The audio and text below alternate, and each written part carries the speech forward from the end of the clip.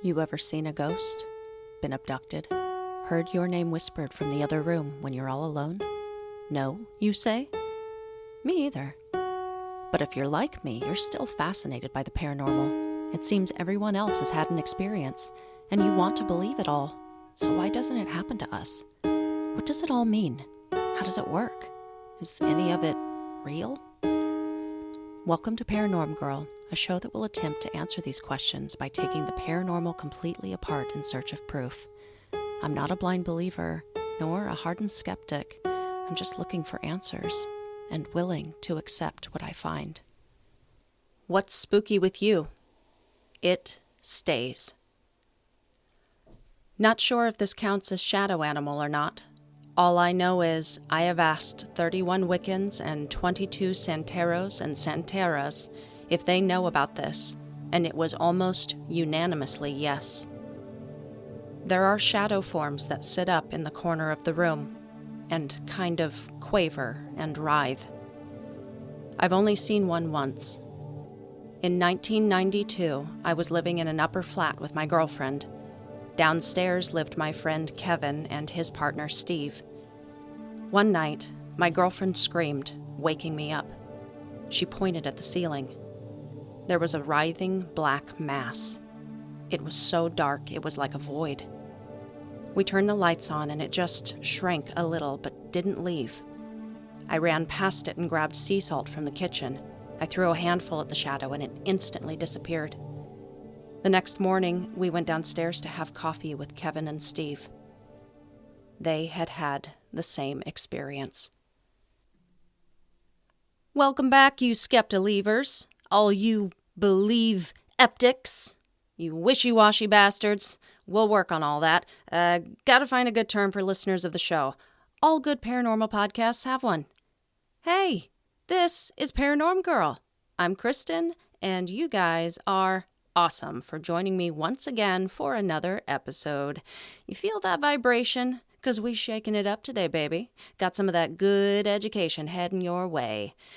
Where no blind believer dares tread, where no astute student of physical science is brave enough to enter, we will be talking about the non-paranormal today because we are unafraid to toe that line between truth and belief because we are becoming experts by this point on the shadow folk and are oh so close to our truth on the matter. And how, I ask, can you know that truth if you do not understand the entire subject?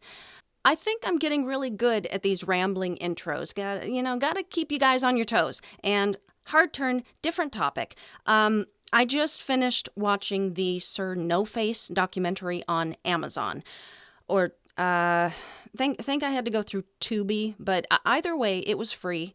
Was just bumming around looking for something to watch, and I came across it. Surprisingly, I hadn't heard anything about it. And you guys, this documentary was really great. Chad Kalick, who is a renowned paranormal investigator, and he's been a major player in the ghost hunting field for a while, he decided to do this documentary covering some evidence and footage of a full-figure apparition that the West Sydney Paranormal Research Team had captured while on an investigation on Cockatoo Island back in 2015, I think it was. I've already forgotten the date, but it wasn't that long ago. Chad was questioning whether this footage was real or not, because, of course, no one had ever captured a verifiable full-figure apparition before this. And WSPR's lead investigator, Craig Powell, was claiming it to be 100% real. So Chad goes about doing this deep investigation into whether this footage was real or faked, down to doing background searches of all of the members. He did extensive interviews with everyone.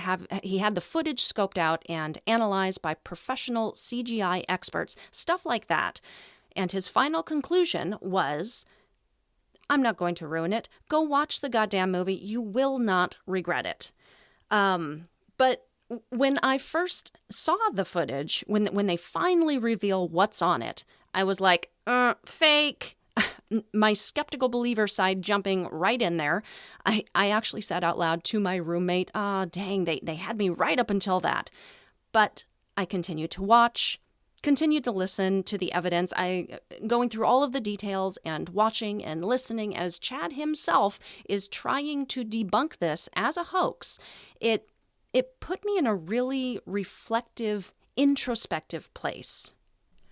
I questioned whether I was so quick to jump to, oh, that's fake, because, yeah, it is the first of its kind, because I can't believe that is what a full-bodied apparition looks like, because I've never seen one, or because I already have some preconceived notion of what one should look like, or because I just can't fully bring myself to believe that something like that exists. See, that is the paradox of the skeptical believer. We live in this headspace where, sure, anything is possible. The mysterious could be real. But there never seems to be enough evidence or real, undeniable experiences to prove to us that we can safely believe. No, that we can safely know beyond question that what we believe is real. I'm quite curious at this point and so early on in this podcast, even if I am able to definitively come to my own conclusion, some solid belief behind shadow people or ghosts or demons, all that, am I always going to have this nagging doubt? It would be nice to not have that, to fully be in, you know? There have been too many liars and hoaxers throughout history, throughout my own life, who have really done this paranormal world a disservice. Too many people trying to make a buck rather than find answers for the good of everyone, who have absolutely ruined our ability to just take something at face value. So I blame my hesitation to believe on the liars and the conmen and the shucksters out there, the fame chasers and the money makers. Fuck you guys. We could be so much further along, whether that be a fully 100% that, yes, the paranormal is real, or 100% it's not real and science is king. Either one would be better than living in this middle place, this in-between. I fear I will always be straddling this fence because of the person and not necessarily anything supernatural that is untrue. I fear this, yes. But I still have faith that that won't be the case. I have faith that I can become more sure, more solid of my beliefs and my knowledge. I sure hope so. With that in mind, I actually did some rearranging in the lineup I had planned. I was going to do another segment today, but just because this chord was struck in me, I wanted to do a show committed to the opposite of what we've been talking about. So far, we have focused heavily on the phenomenon itself, the actual apparitions and all of the supernatural bits. So I wanted to spend some time talking about what else could this all be? What are some non-paranormal explanations for the shadow person phenomenon? First up, we've talked about it. I've talked about it so many times, sometimes edging on knocking it, that it's going to be weird coming at it from a supportive angle. That's right, I am talking about sleep paralysis. I've been using this fantastic book for research for this episode. It's called Sleep Paralysis, A Guide to Hypnagogic Visions and Visitors of the Night. It's by Ryan Hurd. Link to check it out in the notes, of course.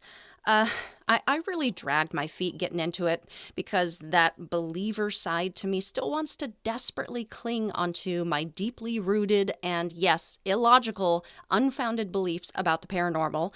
But that is not what we are doing here. That is not what I promised at the beginning of the show. We are going to be brave here and take a nice long look at the other side of the argument. So, I started reading the book and instantly became pleasantly involved in what the author had to say. I love that he approached the topic of sleep paralysis and hypnagogic hallucinations with a really open mind. Before even launching into the meat of it, the author states it's not his intention in his book to pass judgment on the reality of spirits, but he does implore an open mind and heart in order to further explore sleep paralysis and its visions. I appreciated and wasn't expecting this unstringent, unrigid atmosphere going into a book regarding the study and theories of sleep paralysis.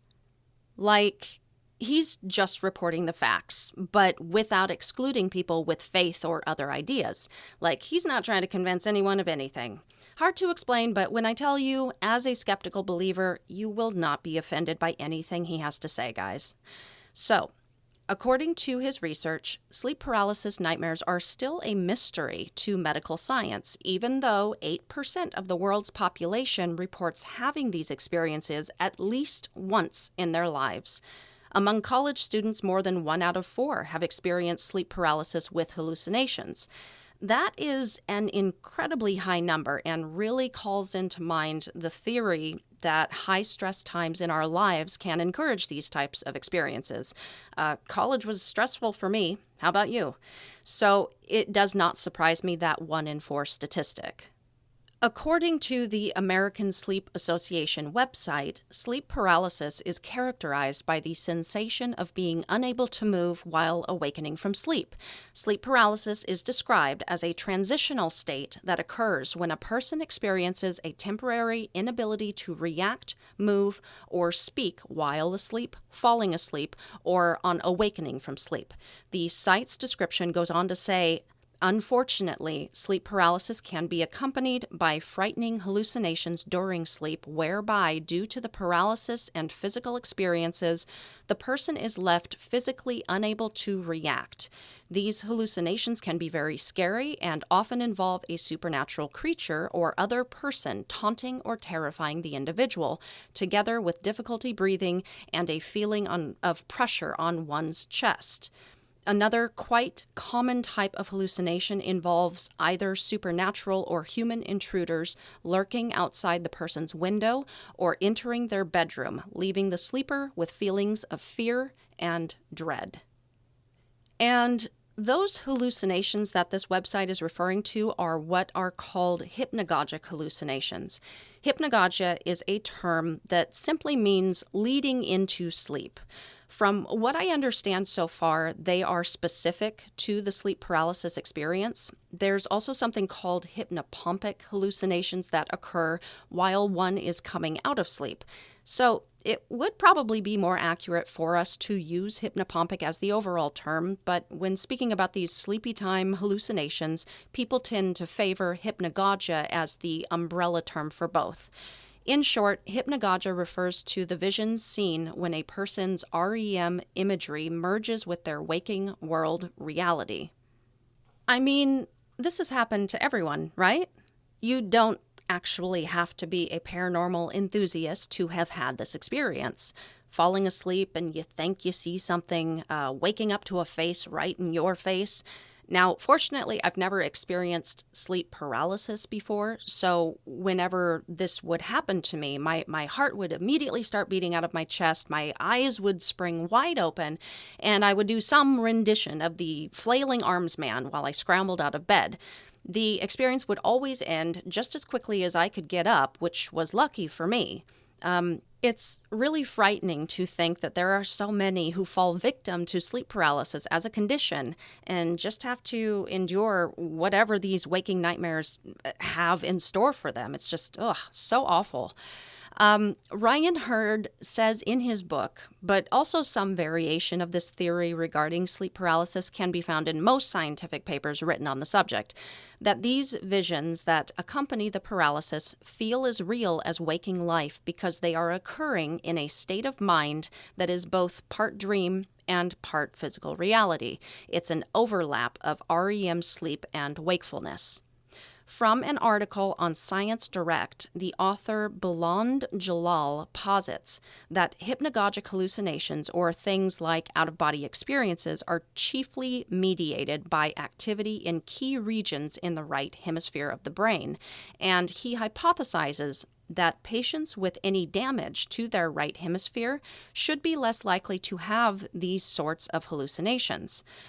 I read this as they should be less likely to experience the paranormal, at least in relation to sleep paralysis, let alone see any shadowy figures or ghosts and the sort. And in case you didn't know, because I didn't know some of this, the left hemisphere of the brain is mainly connected to abstract or logical thinking and speech, whereas the right hemisphere is largely connected with image sensitivity. You've all heard that left-handed people are more likely to be artistic or creative as they are governed by their right hemisphere. So one can presume that left-handed people might be more likely to see ghostly visions or hypnagogic hallucinations, right? Curious if that is verifiable. Somebody send me that article. So looking at all of this, it brought up something for me, and I'm going to share it with y'all. You know how I said at the beginning of all of this that while I want so much to believe in the paranormal, I don't have the types of personal experiences that would support a full-fledged belief in the paranormal. Well, I wonder if it's because my right hemisphere is damaged. When I was 1 year old, my family took me on a cross-country trip on Amtrak. So the story goes, I fell ill, had a fever, started having trouble breathing, stopped breathing, and went completely limp. They stopped the train, and the conductor came back and performed life-saving CPR on wee little baby Kristen. He called ahead to the next station to have somebody, ready to take us to the hospital and continued to give me CPR. This guy, whoever he was, saved my life, and I will never know his name. So once at the hospital, I went into a coma, unsure if that was induced or just part of the progression of whatever was wrong with me. And for about a day, the entire left side of my body was paralyzed. It's called hemiplegia and is caused by a stroke of some sort. But the left side being paralyzed means that there may have been damage to my right hemisphere. Not that you guys needed to know any of this, but if what the guy in the Science Direct article was saying is true, then my own experience and lack of these types of hallucinations would be case in point. I don't know. It's just kind of interesting to think about it that way. And also to consider whether that is why so many more people than not do not have these types of experiences, as a majority of people are right-handed, meaning they are left-brained. You guys follow? I'm confusing myself. So, as the majority of the scientific community has truly come to this consensus that shadow figures are the result of sleep paralysis, let's talk a little bit about the possible causes of it and also things you yourself can do if you have had it or experience it and would like to try and make it stop. As terrifying as some of these occurrences are, I wouldn't blame you. I've included the link to a video in the show notes titled "What is Sleep Paralysis?" The video does a really good job laying out the causes, which include some of the things we've heard before, such as sleeping on your back, regularly not getting enough sleep, having certain sleep disorders like narcolepsy, which might be considered under that umbrella of not getting enough sleep. But also they state that having poor mental health could contribute to having the experience. They refer to having a depressive mood or being stressed, but I think we could also include actual mental disorders in there too, like schizophrenia and bipolar disorder, which we're going to talk more about as another non-paranormal explanation of seeing shadow people in a few minutes. This video also mentioned a study done on pairs of twins who experienced sleep paralysis, which led to the discovery that having this sleep condition might actually be linked to our genetics. I haven't read this study personally, but I find that so interesting and I hadn't heard it before. So, sleep paralysis is often self-diagnosable, and for most of these causes, the self-treatment should be pretty self-explanatory and easy, as they can simply be small lifestyle changes. If you habitually sleep on your back, knock it off. Sleep on your side, fam. If you regularly find yourself falling into a depressive or stressed state, there are resources and help out there these days. If you have narcolepsy or some other sleep disorder, that's a little more complex, but definitely not out of reach for you, as there are medications and psychotherapies that can be prescribed now that can be immensely helpful. And if you don't get enough sleep on a regular basis, that is going to fall on you to be more vigilant about setting up a sleep and wake schedule for yourself that you will stick to. Unfortunately, according to many sources, there is no one universally established treatment for sleep paralysis, but it does look like there are options out there for sufferers of the condition.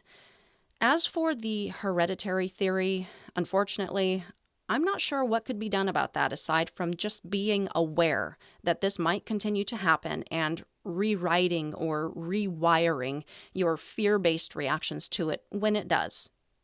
Ryan Hurd actually mentions this in his book and details out some really great techniques for looking at this experience from a different perspective, and states that with certain practices, you will have the ability to meet the fear that arises when you come face to face with the unknown.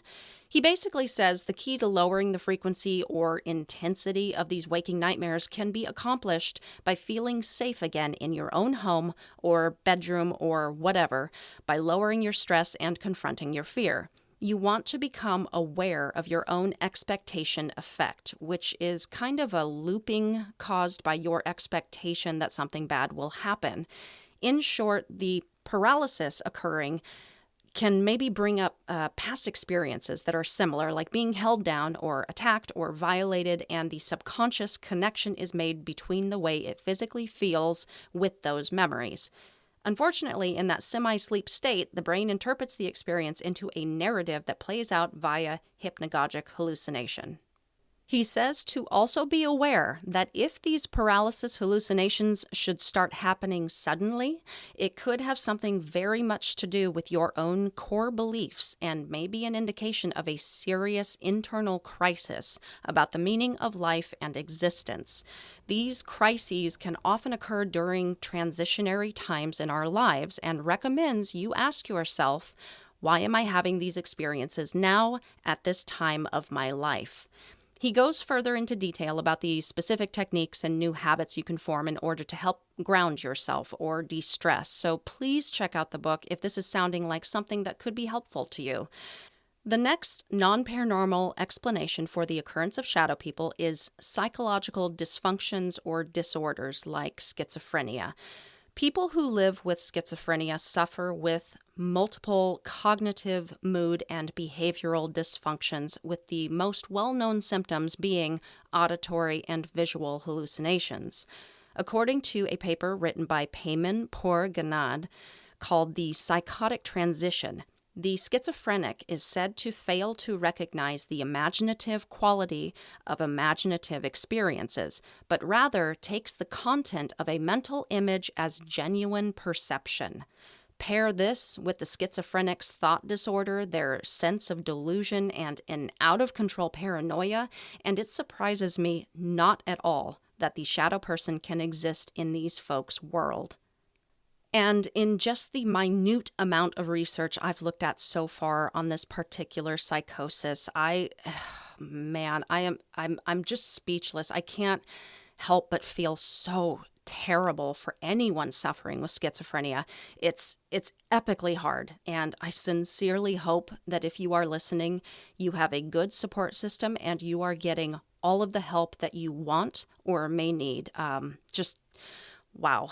The things that people are put through in life, man. Okay. The third non-paranormal explanation concerns the use of drugs, but going to focus solely on methamphetamine use, as it seems to take up the majority of drug use-related shadow person encounters.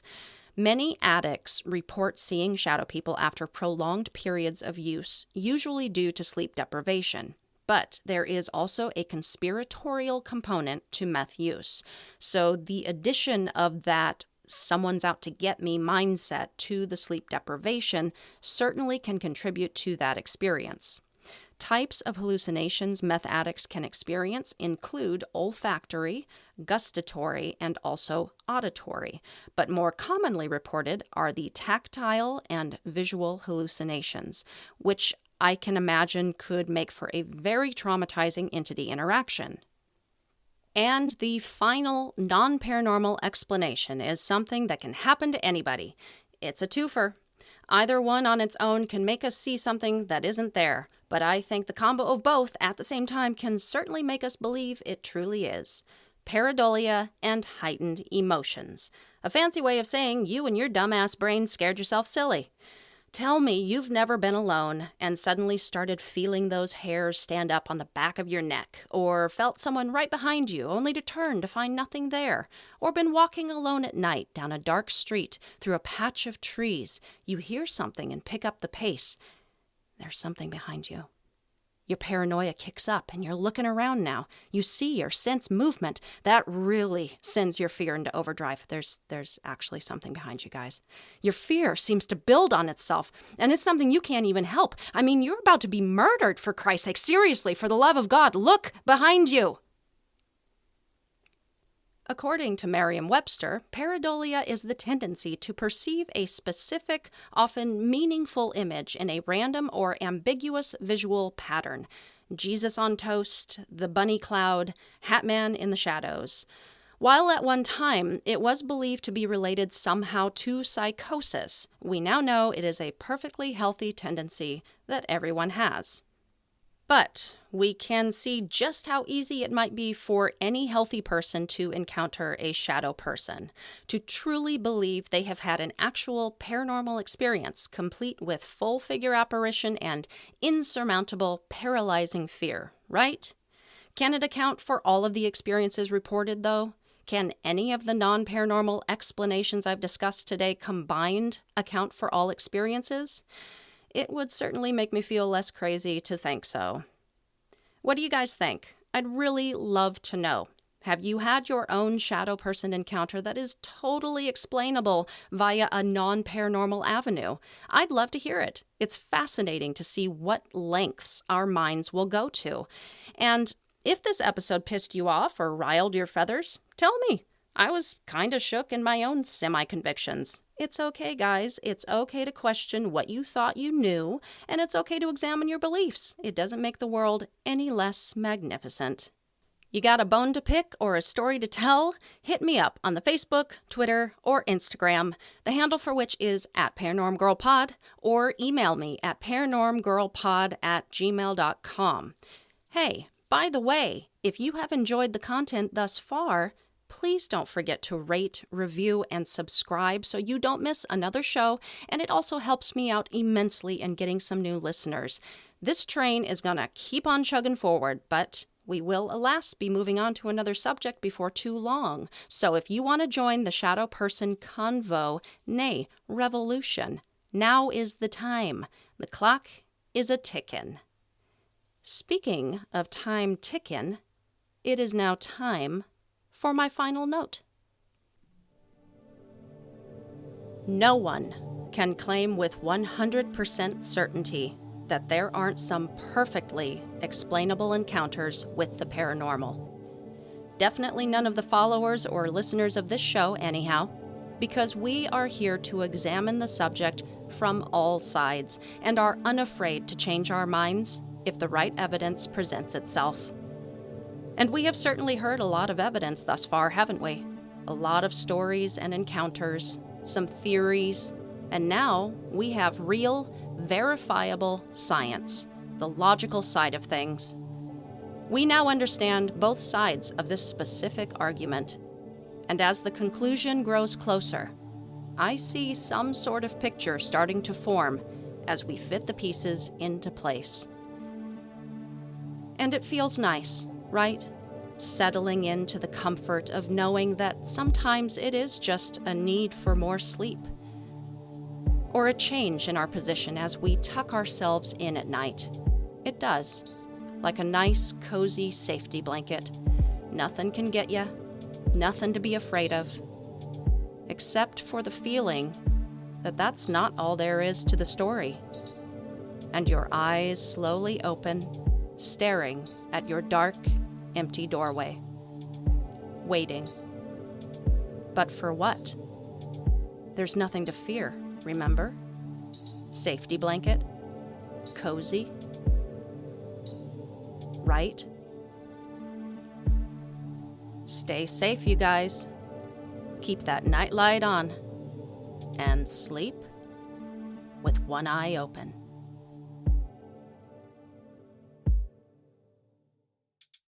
As the new year unfolds, make it a year of comfort and indulgence with Minky Couture. Wrap yourself in the lap of luxury with our exquisite blankets. Picture the cozy moments, the warmth of our premium materials, and the stylish designs that define Minky Couture. Welcome the new year with the ultimate in comfort and sophistication. January is your month to embrace luxury. Visit minkycouture.com or your nearest store today. Elevate your comfort, elevate your style with Minky Couture.